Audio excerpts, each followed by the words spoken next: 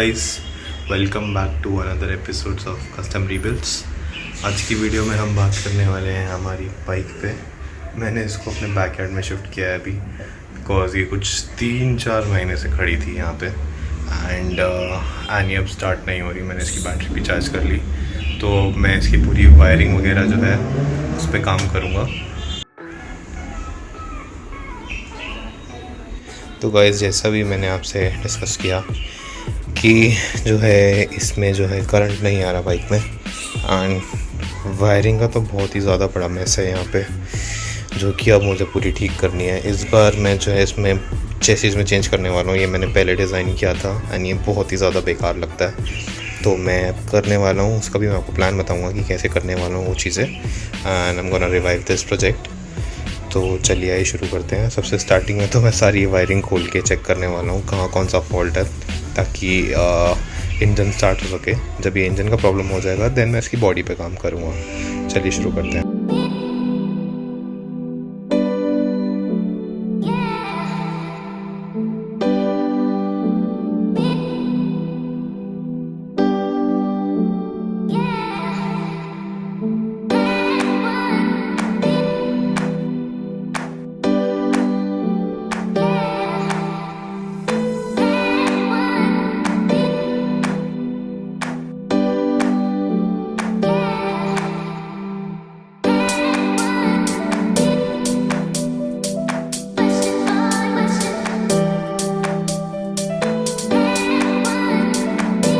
Guys, अभी मैं ये सारा मैस जो है अभी इसको दोबारा जिप टाई करूँगा प्रॉपर्ली अंदर से, एंड अभी इसको चला के देखेंगे।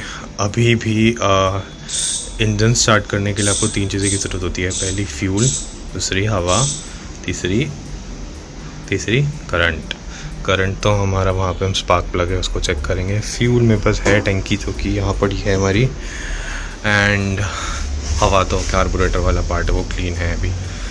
तो चलिए करके दिखाता हूँ आपको मैं।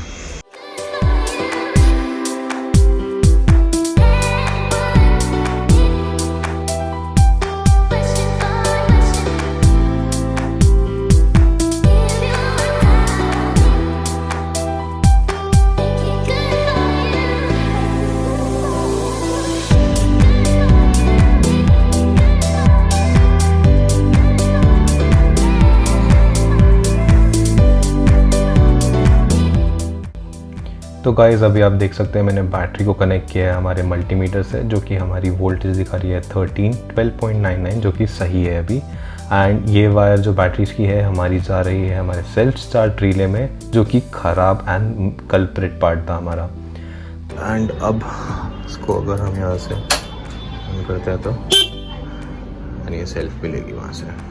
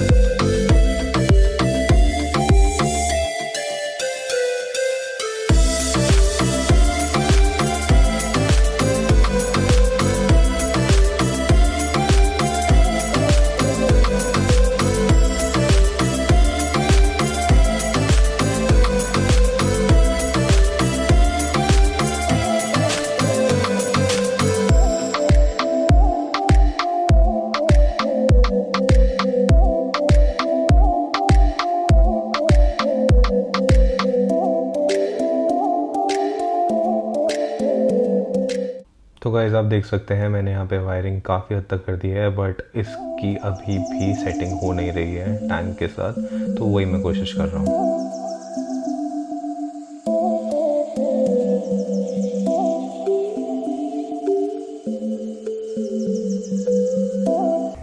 हमारी जो है वायरिंग सेट हो गई थी एंड मैंने इसको स्टार्ट भी करके एक राउंड भी अच्छा खासा ले लिया। Thank you so much guys for watching, do subscribe, thanks.